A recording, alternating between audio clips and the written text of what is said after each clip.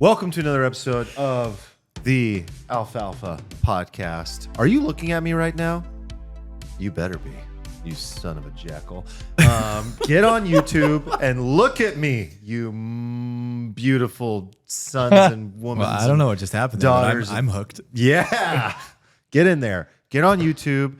You know what? You little rascals, most of you don't even know that we have two YouTube channels. We have two YouTube channels. One is for our main episodes. One is for our clips. And we're not getting enough fucking views on our clips. You guys want more views? I want more views. Let's get some more views. That'd help my self-esteem a little bit. Is that like a good fatherly kind of anger, or was it a little too much? No, that was appropriate. Is that what you wanted? Yeah, thank you. This is what you wanted? Okay. No, it comes from full love. Go back. If you want to see my loving side, go to the mushrooms episode. This moment is for engagement and views. No. But for real, we are stepping up our production. We got Sly in the house who's helping us with our video and audio.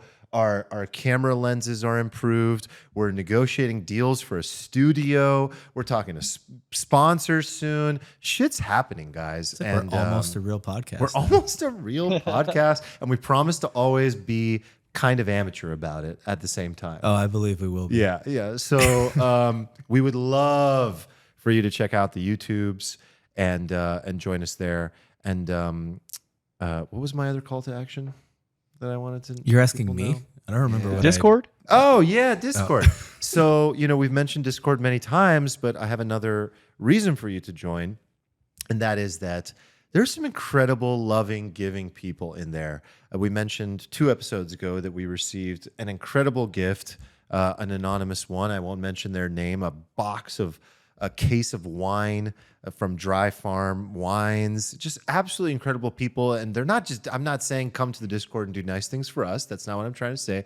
But all these people that are helping each other, answering each other's questions. There are people that are like, I'm subletting to this person. How do I handle this like contract negotiation? There's like other people that are like talking about their trades.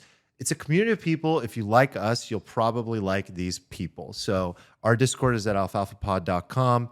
That is the end of this commercial break. Let's go to the fucking episode. Can you imagine being in a Discord and liking it so much that you're like, I have to send wine? Mm-hmm. No, I actually can't. The only Discord I've been in that I feel that way is my own. So, so I'm sending you guys wine. Well, and nobody sent me wine, so feel free to. No, but you know what's amazing about it? Okay. You know what's amazing about it too is like now everyone's even tweeting about it. Like we have like a little Twitter army out there like supporting us. Like I've noticed that like when people are asking, like influencers are like, what's your favorite crypto podcast? Like our people are out there going like Alfalfa Pod. Like you got to check this shit out. And that's really, really cool. So it's great. We need like our own Cardano army. Ooh. Like whoever those people are that are supporting the price of that stupid thing, like God, like if we could like channel 1% of that into shilling, just won't die. The Alfalfa. Won't die. Oh man, will it die ever? Do you think? No, my shorts are hoping. Yeah. You shorted before the update. Mm-hmm. So Steven, you're in good spirits, but we're going to talk about an aspect of things that is still light, but important to life itself, and that is, well,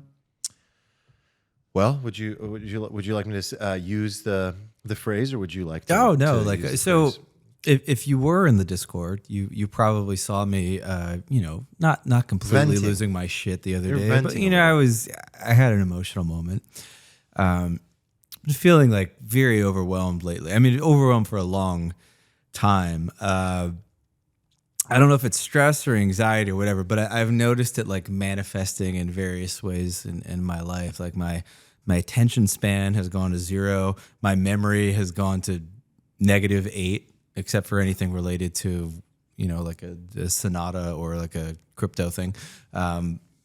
My ability to just like sleep, it doesn't exist. I'm having dreams about charts and ETH nuking and basically I just feel like sort of chronically like agitated, unsettled, and it reminded me of an earlier conversation we had this year where we talked a little bit about the concept of like we talk about like dopamine Yes. addiction. Was this right? its own episode, or was it at the end of one of our I episodes? think it was at the before end of we- it was before we did the 3 We didn't format. It was split just it. sort of yeah. So maybe a lot of people haven't even heard it, but somebody in the Discord, it was Dante, I think. I think it Love was Dante. the Argentinian. Yeah. I think he told me to check out the Bankless did a great episode with the psychology of money guy. And Morgan I listened House. to it. Yeah. And I was like, there's a lot of stuff that I he didn't tell me anything I didn't already know. Like I already know all those things. But That's very on brand. we are Thank you for laughing at that.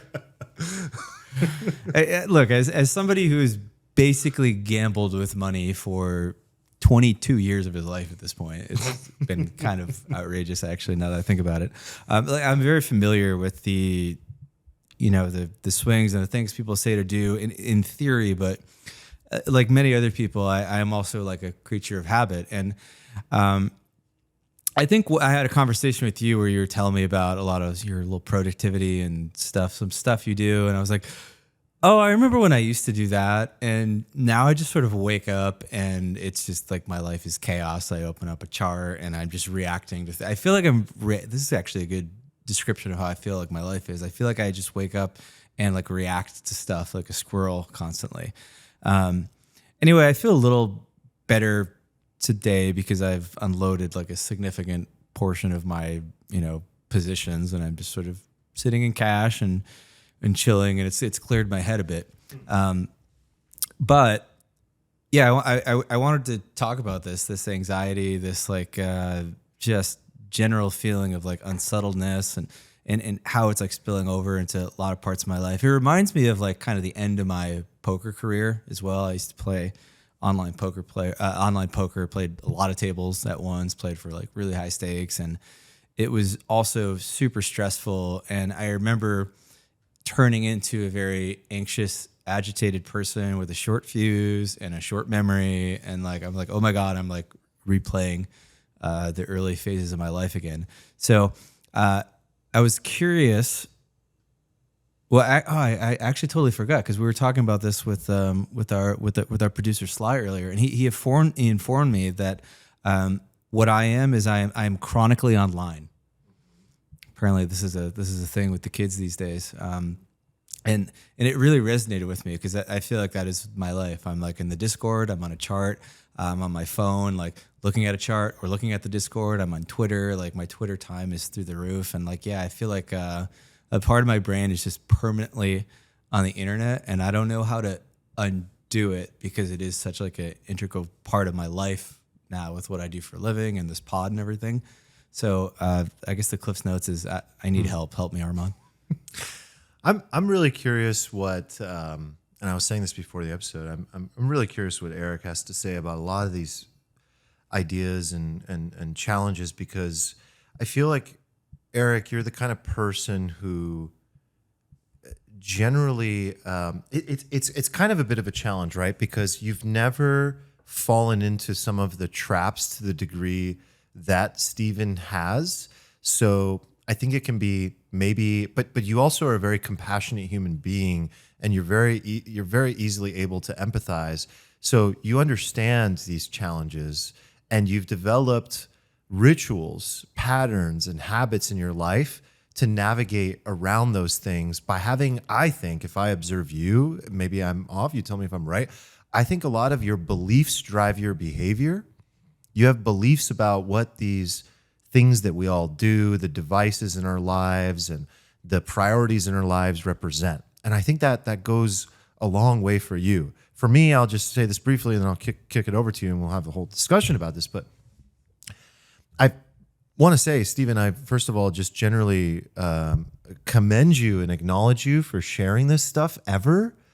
Like our friendship, like Eric knows this, like we've gotten to know you over the last few years, and like you're an onion, bro. You're a big onion. Don't make it weird. You know, I want to make it a little weird. I want to make it weird a little bit. Steven because can't handle it. He can't handle it. He can't handle it. I think it Like, was this like is too much. Yeah, This is it's too much too intimacy much. I just for want me. to commend you for like sharing this stuff, because every single person in the world goes through this stuff, and for us to share it on a podcast and be vulnerable about it and just be transparent about, no matter how much money you have, no matter how much success you have, no matter how much whatever you have, we all go through this stuff and it's super, super normal. For me, I went through a phase extremely similar to what you're talking about. Like, just honestly, it was up until a couple months ago, and it happened very rapidly. It like escalated very rapidly, and I hit a rock bottom very rapidly. And everybody's rock bottom is very different, right? Rock bottom for one individual is like, they're fucking pumping their veins full of heroin, versus another individual is like, okay, I'm out of time and I'm stressed and I need to slow down.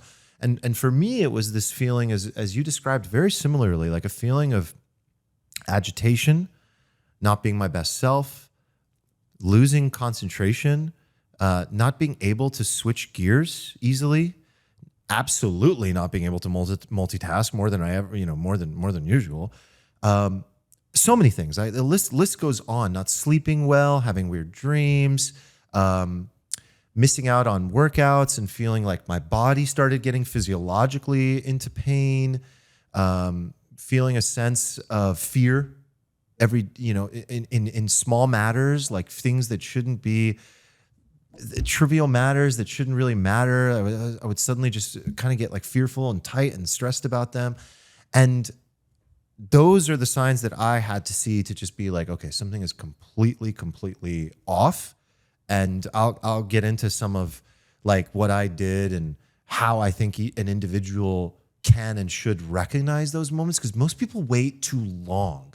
That's the main problem. I just see that like most people just wait until they achieve maximum pain before they stop and readjust. And it becomes this like pendulum swing that's so extreme, from absolute perfectly good 10 out of 10. I go to the gym and I meditate and I do this and I follow my schedule. And then the other side is like absolute chaos. And I think that what most people really want is what Nick actually refers to through a friend of ours, Daniel, which is the daily 8.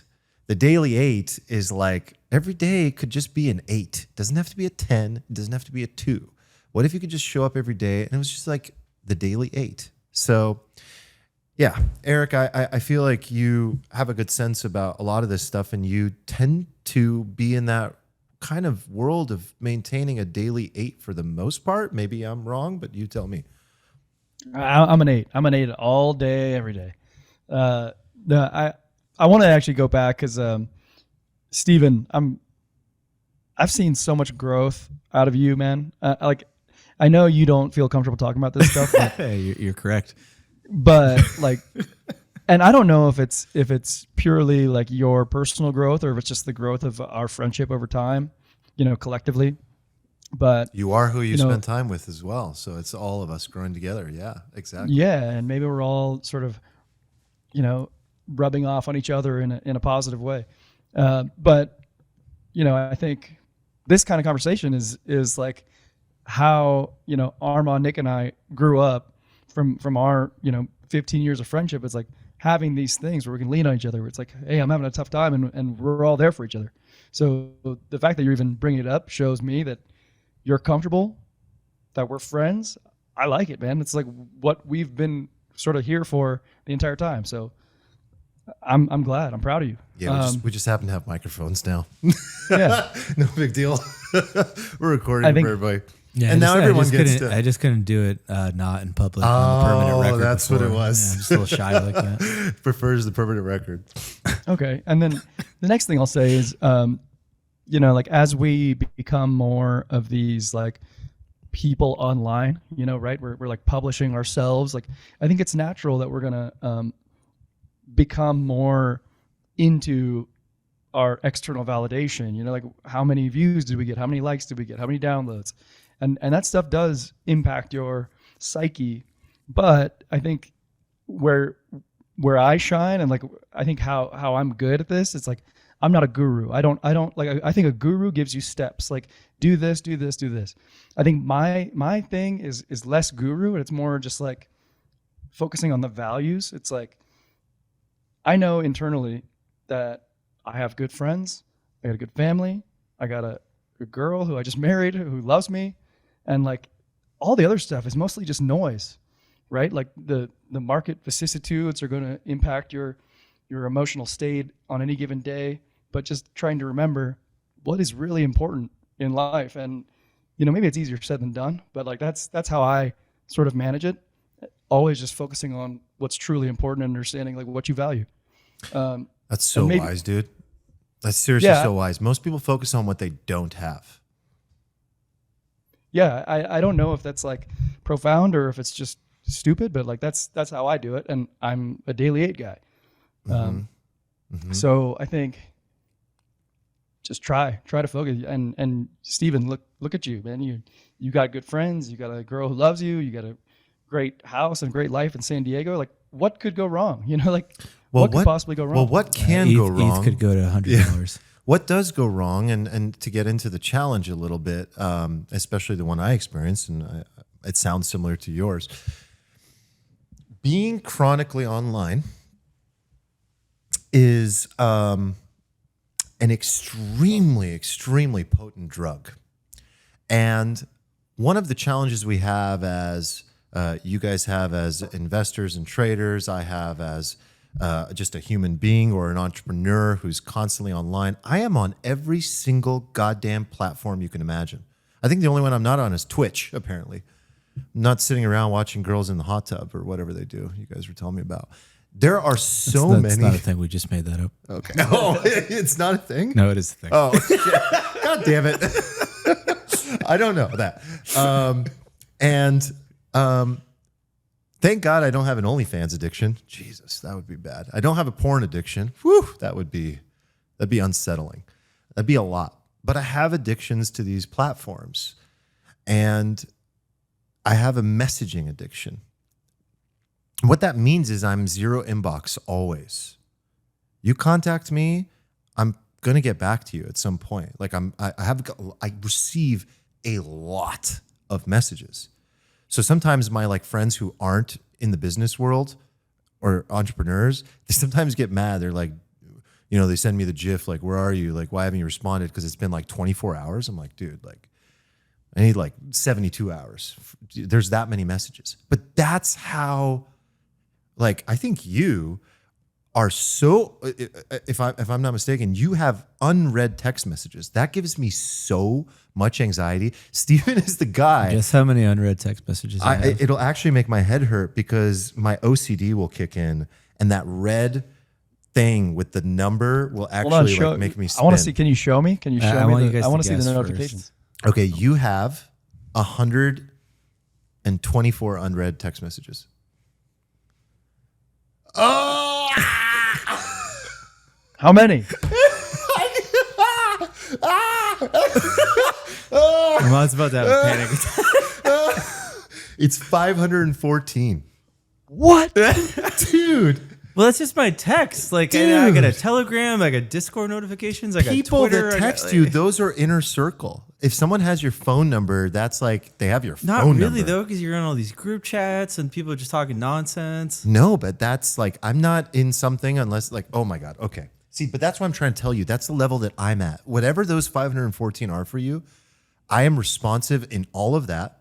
I'm responsive in all of the email, all of the Telegram, all of the WhatsApp, all of the Discord. I don't fucking miss a Discord message. Have you guys seen someone at me and me not respond to it? Like, it's a lot. Like, it's a lot. My ads are still broken, but I took it as a sign from God to like take a break, you know? Like, your what's broken? Oh, your reply function? Yeah, I don't get notifications when people at me anymore. It doesn't show up in my inbox. So I like to look at these things in the order of like, let's first understand the problem. Let's actually fully go into the pain of the problem.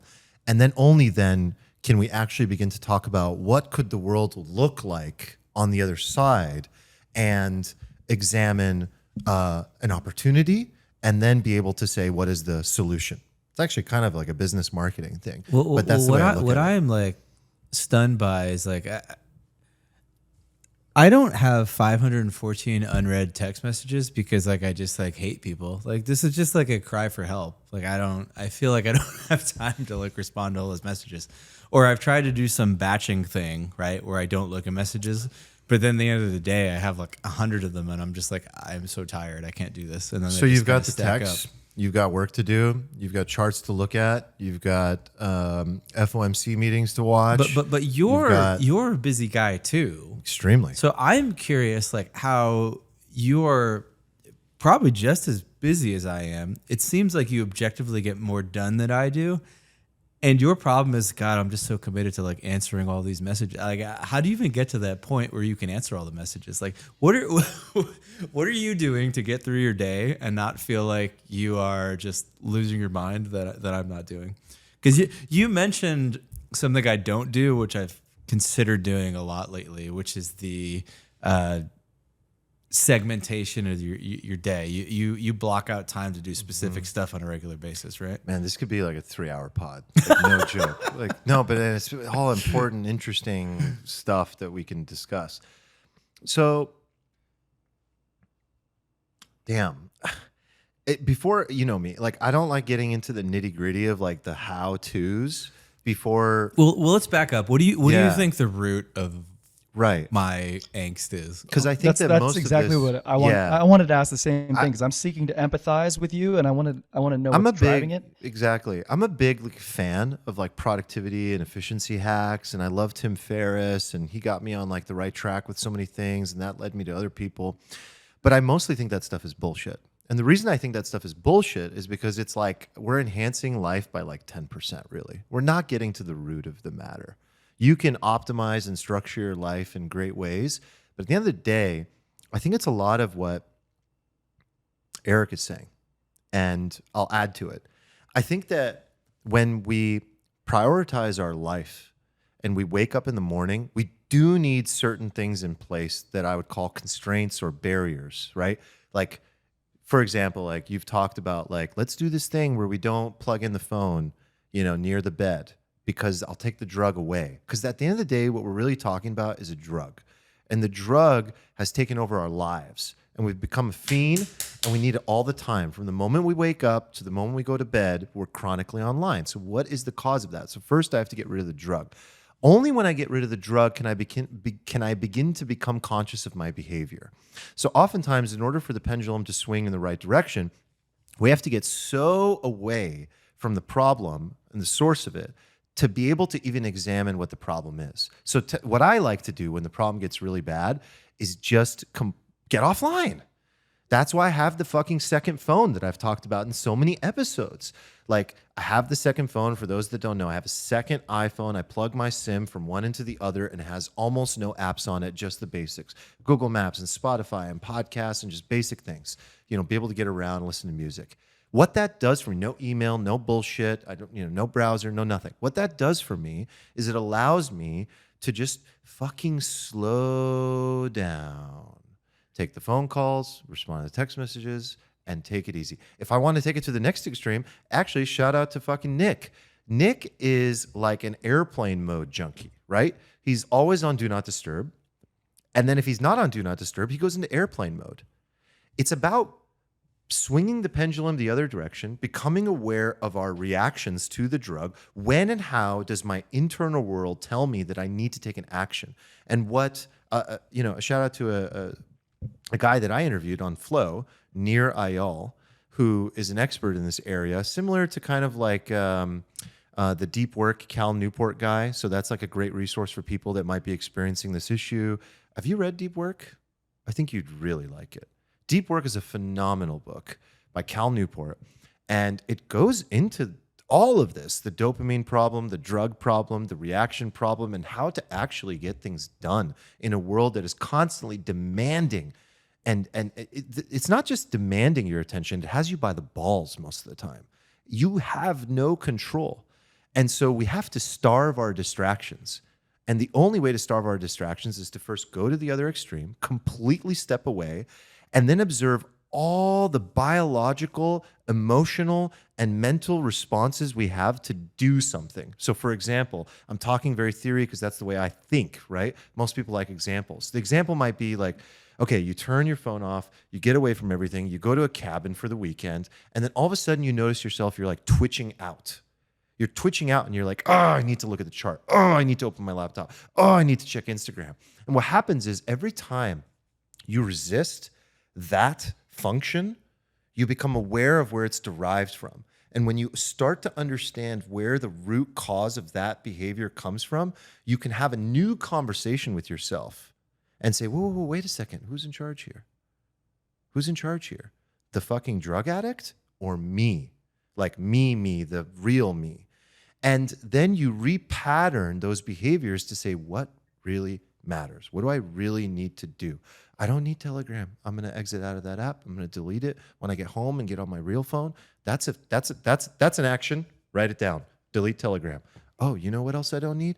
I don't need to check Instagram. I can delete that or whatever it might be. And you start to make a list of this shit, and then you hold yourself accountable to that stuff. And that's where the Tim Ferriss comes in next. But it begins with this deep inner game of what is really going on here? Why am I so reactive to this drug? And only then can we start to do like efficiency, 4-hour work week, apps on the computer that turn off the Wi-Fi or the apps. You know what I'm saying? Like all those hacks, for me, I think they come later. So here's why I feel sort of trapped. I'm in a state where when you talk to me about like dopamine addiction or the idea that we're addicted to our phone, like I am aware of all of this stuff, like hyper aware. And I've also enacted some of the stuff you suggest with great success, right? Like, so anybody who's tried to contact me on Instagram knows I'm not particularly responsive on Instagram. And it's because I decided like 3 or 4 months ago that Instagram didn't really have any critical part of my life, especially not my work life. And so I turned notifications off. And just by turning notifications off, I like never went on there anymore. And I noticed that even when I did go on there, like just like, I'll check my messages, I would get sucked into like the infinite scroll loop and I'd be like, oh my God, this stuff is like powerful. Facebook became so useless to me that I just sort of like deleted it from my phone and never went on there again, basically. So freed myself of that. But I can't seem to fully play out what you're talking about because my life is so inextricably linked to the internet. Like, for example, like I'm very into your phone thing, and I actually work on do not disturb mode. But it doesn't help a lot when I have a Discord, when I have a Telegram, when I have all these other things. Laptop, when you're on your laptop, you have an infinite universe in front of you, right? And I imagine what's happening is you're literally just not only reacting to what's in front of you. That could be a Twitter feed, that could be a chart, that could be Discord, that could be a lot of things. But you're also creating stuff that's coming from ideas. So you're like, wait a second, that's an idea, capture that. Oh, cow swap, boom, go there, open that. Like different things happen that come from inside and things that come from outside. So then all of a sudden, you're in this like world, which I've been in, where you're just sitting there staring at your computer or your phone or whatever it might be. And you're not, it's not about like the Instagram is the problem or Facebook is the problem or whatever. It's that the problem is like actually a lack of intention. That's the problem. That's the problem I'm hearing you describe. That's the problem I got in. I would start my day. I'd have like meetings or whatever, but whatever free time, whatever open space was available, and I imagine you don't have many meetings. We're kind of the opposite. I like run a company. You're like, I just do what I want to do. My curiosities drive my trades and what I want to learn about, and I learn and then I trade, right? And maybe that's a bad way of describing it, but that's like essentially it. It's not a bad way of describing it. Like, but you have too much control. You have too much freedom. That's the problem. And I think that's the problem so many people get into is they have too much freedom, too much ability to just show up, live their life the way they want. And what happened to me is I realized that my desire for freedom led me down a dark place where I suddenly had no rituals. I woke up, did whatever the hell I wanted, and that was it. Instead of when my life was like highly structured and ritualized. And so the way I actually personally solved this challenge that I recently went through was I got serious about having structure again. And you alluded to this in the beginning of the conversation. It's like, I think that's the thing people struggle with the most, is that the open, endless, sort of expansive, unlimited availability of information becomes so overwhelming. And it's infinitely interesting. And you just go and you go and you go, and then 8 fucking hours go by and you don't know what happened. And then I imagine, this is how I felt, I start to feel like shit.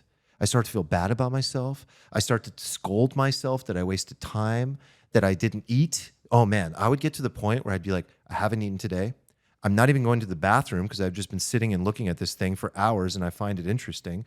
And then I'm like, I would get into those phases, like where I literally would just sit there. I should probably like one take day a shower. week where I don't eat until like 8. Yeah. I just like forget to eat, or I just don't care about eating. And that is because there's no accountability. There is nothing or no one to show up for.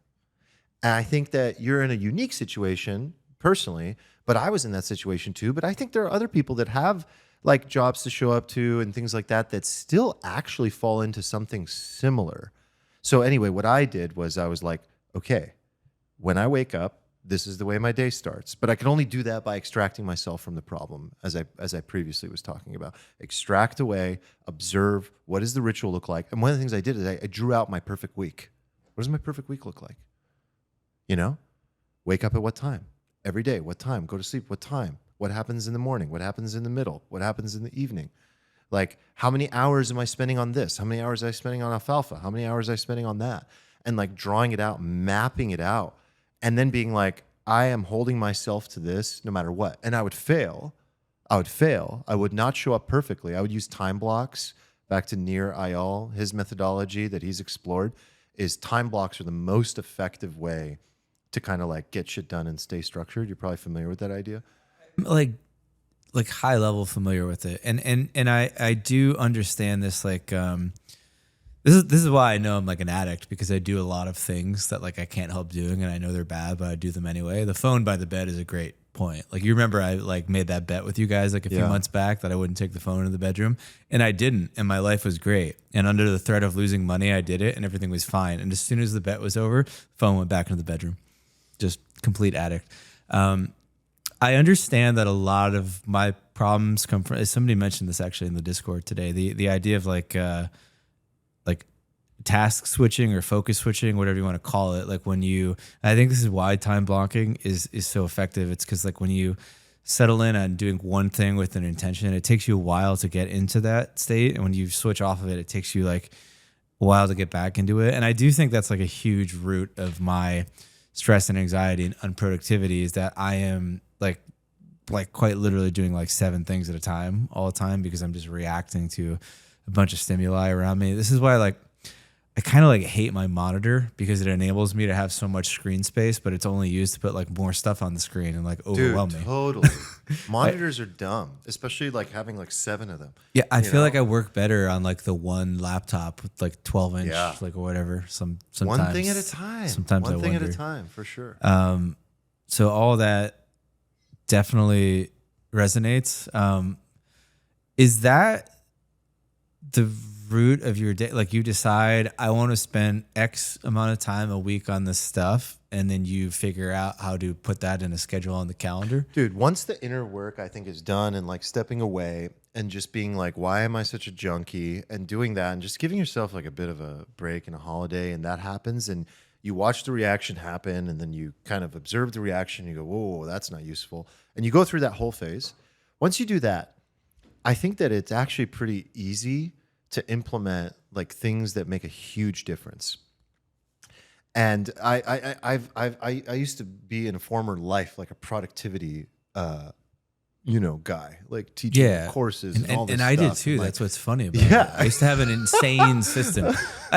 As some of you probably know, like I get like really into things. Right. But when I had a productivity system, I realized I was spending my entire day on the productivity On system, the- and I was getting nothing done. So then I was Yeah. like, screw the productivity system. I know someone like I'm just that. gonna do what I want to do. But then I feel like I've gone the other way now, and I think it's pretty simple. I think honestly, like doing a bit of a deep dive into no pun intended deep work and time blocking by Near is hold enough. on, I'm ordering deep work immediately. Yeah, deep work grade, and then Indistractable by Near Same guy. No, different guys, different methods, but same outcomes and same ideas. Look, like just knowing like my intention for my day is this. These are the 3 things I'm going to do today. Installing some kind of like, I use an app called Forest on my phone. I don't know if you guys have heard of it. It prevents never you heard from, of it. oh, you got to use Forest. So you open Forest and it completely, you grow a tree. The longer you keep the screen open, you grow a tree. You start the timer, and it's a Pomodoro timer, right? Okay. So if you guys are familiar with Pomodoro, familiar with Pomodoros it, are like yeah. a way to like get shit done in 25-minute blocks. So you go, okay, I've got a time block. It's 2 hours to work on Alfalfa video clip titles. Okay, great. I'm going to start a timer for 25 minutes because you should only work 25 minutes at a time and then take 5-minute breaks if you want to use Pomodoro style. You don't have to. But you open this app and boom, the tree starts to grow. If you exit the app, the tree dies. It's a simple gamified thing. And then also what happens is all your apps are locked and you can't access them, right? So you do that combined with time blocking where when you schedule time with yourself on your calendar. So that's why I'm a big calendar guy. It's not so much that I love meetings and things like that. It's that I go, okay, what is it that I'm meeting with myself to do right now? And what are the 3 most important things today? And I show up and have a meeting with myself and do that. Now, when that starts in the beginning, it's like you want to pick up your phone and open Twitter because the FOMC meeting just happened. And you catch yourself and it's like, oh shit, okay, I'm doing that thing. And that's really helpful. It's intention. It's just knowing like, that's it. That's the thing I'm doing. And I can tell you for sure, once I started doing this again, and I've done all these things for a decade, but you go through cycles. I kind of hit a rock bottom. I went back to doing it. Dude, coming back, taking a little break, setting up some time blocks, having a basic to-do list, and blocking my distractions. I'm like, my brain is back. My best spirits are back. My productivity, my actual productivity is back. I mean, it's like a profound difference. And I think people really like overlook how much this switching cost affects us of like moving between apps and to-dos. It's a very, very, very detrimental thing. I hear what you're saying, but where I've gotten stuck is that, for example, I use Twitter a lot. I do a lot of research on crypto, right? And Twitter is a great place to do that. I've thought about having like a MacBook, like a separate MacBook that has nothing installed on it, basically, where like I can't possibly get distracted. But then I'm like, well, I need Twitter, right? And then I'm immediately gone. Like I see, ooh, shiny object on Twitter. It's designed to distract me, and I literally can't help it. I'm like on like a 15-minute tangent before I even catch myself, and because I'm just like, ooh, I don't know about this, and I have to learn more. I have to read. It's like an infinite. I feel like there's like an infinite capacity for me to like learn stuff, and like most of the stuff I do like is learning related, and that's why it's difficult for me because. But learning can be a date. It can be an appointment. It can be an appointment with yourself. I just feel like I want to know all the things. No, but all it the could time, be a and 4-hour I feel like I never appointment. know everything. Could be a 4-hour appointment, but then, I feel like I would know less. I don't know if that's true. I experimented with this because actually what I started to optimize for was more white space and time to do those things I enjoy doing. Like nobody really wants to just work all day long and do boring stuff. They want more time for freedom, for reading, for learning, for listening to podcasts. That can be scheduled time. That's like fun and nice to do. But it can be like this thing where when the thought comes, oh, I want to go to Twitter to look that up, it can be like, no, that's later. That's at like 3:00. That's when I do that. That's when I go do that research for the podcast or the article or the whatever it is. If it's scheduled, you get to look forward to it. And if you want more time, you can always expand that time. But I think that it's got to be one thing at a time. Now, again, this is not easy. Like this shit is not easy. It's easier said than done. But then you have like, I don't know, like Eric, you have a very different like perspective on this where it isn't a problem in the first place. Why is that? Well, I'm mostly just observing right now, and I think my observations could be wrong, but like what I'm picking up here is that I'm seeing like two things. There's like a personal side and a professional side, and I think on the personal side, if I'm empathizing with you, like it feels like you're exhausted. Like you have 514 unread text messages. It's not because you don't like these people. It's just because you're like, I just fucking can't. And like I feel that. Like I just went through a wedding weekend where everyone was here for me, and like I spent so much time with everyone that like by the end of the wedding, you know, it's like Sunday and Monday, my family's still here, and I just couldn't hang out with anyone anymore. But I was expected to, you know, like these are basically like real life versions of unread text messages, and I took myself out. I literally went and lied down like while everyone was still here, like family's still here. I was like, I can't. I went into my bed and I lied down and I was like, I just need a moment. So like it sounds like that's what you're experiencing. And on the professional side, it's like I can tell that you know, we had a conversation several episodes ago where you mentioned how you're an optimizer, right? And I know that you want the most knowledge. I know you want all of it, and like I know that when you make a trade, you go all the fuck in, you know, like. But I mean, a wise guy on our Discord was telling somebody else, you know, if a position is affecting your emotions, you're over allocated. You know who said that? Fucking you did. Like, so if that's impacting you so much, I think you should stop optimizing for dollars and consider optimizing for well-being.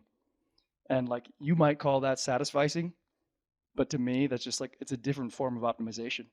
It's like it's just being healthier. It's like being healthier holistically, and to me that's the way. And I don't have the how-tos. I just have like the value system that tells me like here's what I care about, and that's what I sort of like optimize for. Your point is well taken about the position sizing. It was a large influence in me sizing down this week. I think we all think we can take on more than we can from time to time, and I'm certainly guilty of that. And I do feel better this week than I did last week, even though the market is much lower. So that's a good sign of that. I still feel like I have work to do beyond that, though, and I like this idea of segmenting my day. I think you literally block time on the calendar and then give yourself like some like open free time like in there. Yeah, I don't know if you're like me, but I am a freedom junkie, right? I don't like people telling me what to do. Oh, I love freedom. I like structuring my day. Love freedom. I just like, I don't like showing up for things when people tell me to show up for things. Like I like the way I want it. That said, you know, there are some really wise people out there like a Jocko or David Goggins. You know, discipline is freedom. Okay, interesting. Discipline is freedom. Structure can be freedom. What does that mean? Why is that? I had to challenge myself very deeply on this idea. Very, very deeply. By reading things like Cal Newport or Nir Eyal. And the reality you start to realize is that when you stop having to think about what to do, that's where the freedom is. You just show up. It's nice. You plan, you look at your week, you block it out, and you just show up. And then you do that thing. And that can be a form of freedom. And it is. And it's very nice. And again, I don't do it perfectly by any means whatsoever, and I'm continuously like configuring this.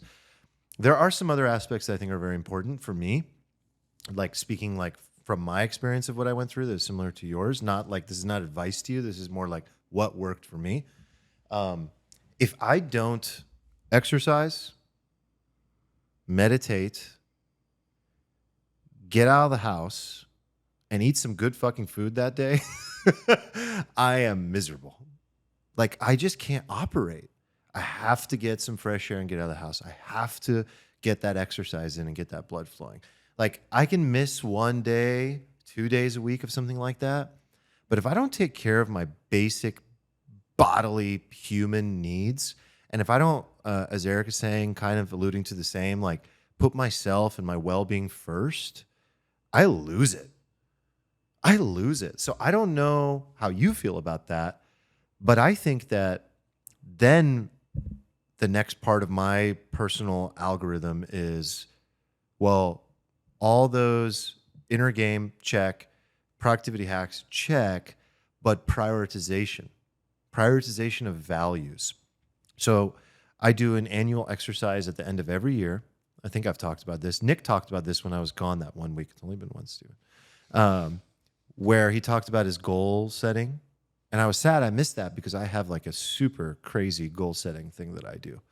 And a system, a life review system that I do every year. And it's like a fun little spreadsheet. And there's values in there, like friendship and family, spirituality, health,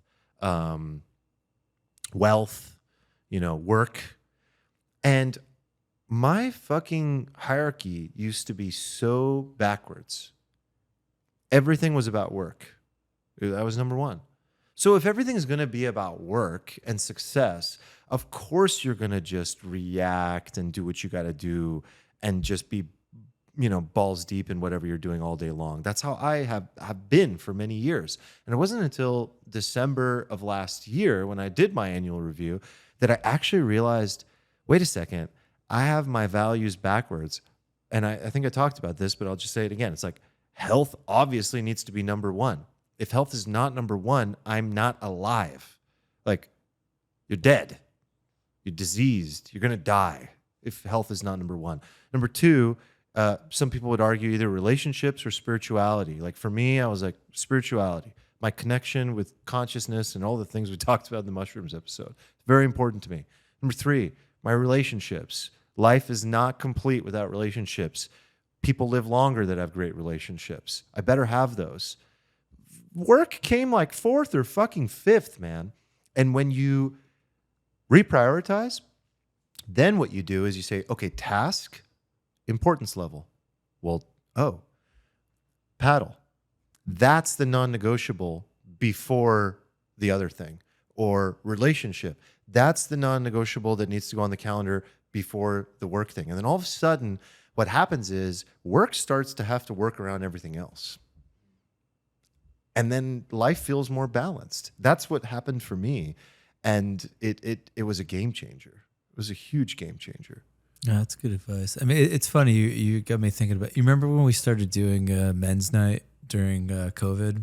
And but the reason I pushed it a lot is also as a value for me. But you remember how I was begging you not to do it on Wednesday nights? Yes, because that's when I do my yoga night. His yoga night. Yes, with Andre Houlet, the greatest yoga teacher in the world in San Diego.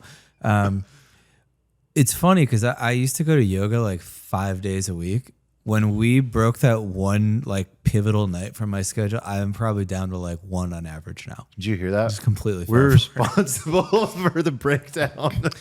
And I also blame Armand. Yeah, I blame Armand. And it's not so much that I'm blaming you for it, so it's to just illustrate like how fragile any sort of like equilibrium balance is in my life. Right. It's like I feel like I am just always on the verge of just something falling apart and just falling down like the black hole of like infiniteness, because all the things I like either feel compelled to do or like really want to do are just like infinite. I really am like just super compulsive. Like there are days where I'm like bored, I have nothing to do, and I can literally play that stupid piano for like 11 hours straight until I just pass out. Like I just won't stop. I think that has to be a muscle as well. Like people talk about it in terms of diet and fitness. It's like if you mess up on one day of a diet, does that take you down junk food for the next 17 days? Me, yes. Or can you just like get back? Can you just like be like, oh no, that was a one-off and now I'm back? Like I think that's a skill. It's a muscle. It's a training. It's something learned. It's a muscle I don't have. Yeah, this is where I can't wait. We're going to start having guests on soon and doing more of that. This is where I can't wait to have like world-class people for us to sit and talk to about this stuff, to understand it, because we're very knowledgeable human beings, but we can't be knowledgeable about everything. To have somebody that could sit down and explain like what's really happening in the brain here, I think, especially for someone like you who requires logic and understanding to be able to make a decision that's beneficial for yourself, and I'm very much the same way, it's like it would help a lot. Like I can't help but think about that. It's like it's going to be I would look forward to that. interesting and profound. I guess we have to wrap it up here, but I think my biggest You're in charge, buddy. takeaways from well, we should wrap it up. Yeah. We should be dense. I like being dense. Yeah, dense is good. But I think my biggest takeaways here is like a lot of the source of my is it's the tasks, it's the rapid task switching. It's just going back and forth between too many things, which is sort of related to another thing you said that I think is really important, which is to have intention for how you spend your time, which I definitely don't, unless like I'm either playing like paddle or pickleball or something, in which case like I'm on that court and I'm just playing and I'm in the zone, or I'm like playing music, right? But other than like in those like kind of forced constraint environments, like I definitely don't have enough intention, and that lack of intention causes me to just kind of like flip back and forth between 9 things, and it creates anxiety, and it like creates like a total lack of productivity, and then I end my day feeling anxious and like I didn't do anything, which sucks. And it sounds like the main, like if I could just 80-20 this, it sounds like the solution to me is to like, I have to implement some sort of intentioned like time blocking into my week, because in a world where I have like 15 things to do that are important, and 3 of them could be like infinite, like there's no end to them. There's no end to the amount of time I could spend like researching coins and looking at charts. I have to force some sort of like stopping mechanism into it, because otherwise my life is sort of like, it's like the infinite scroll of the Twitter feed where it just goes and it just never ends. I think a good mantra is that discipline is freedom. It's like a good reminder of like it allows us to do all those things you just described. It's like it encapsulates it in a way. And look, there are some people out there that can just like casually handle it and switch back and forth, but I don't know, man. I think based on what I know about you and our friendship, like you got a lot of brain power, and you got to like, it's like a tool, right? So you got to treat it with respect. The way I treated the mushrooms, it's like, it's a tool. You got to treat it with respect. It requires some constraints and some balance and some, you can't just let it like fucking just be unwieldy and free, because it will go forever, and then all of a sudden you'll pay the cost. And like I think that's what happened to me. I thought that freedom was like letting my curiosities just like go forever, you know? And that's where I landed. I was like, wait a second. I thought that this was happiness, to just follow these pursuits forever. But really, actually, it led me into like a kind of like unhealthy place where I wasn't taking care of myself anymore. And I realized like, oh, that's actually not the answer, to just give myself unlimited freedom. I don't think that's good. Discipline might be freedom. Unlimited freedom is a trap. I don't know. It might be. Yeah. Yeah. It's a topic for another time though. Yeah. It's just really good shit. I enjoyed that. Thank you. Thank you I for got some proposing personal this alpha. topic. And yeah, I learned a lot from both of you. I love you guys. I love you, bro. I love you too, brother. Love Bath. All right. Oh man, we're missing Nick. Love Bath, Nick. Miss you, Nick. We'll see you next week, everybody. Hop in the Discord. Show us, tell us what you think, and we'll see you next time. Peace.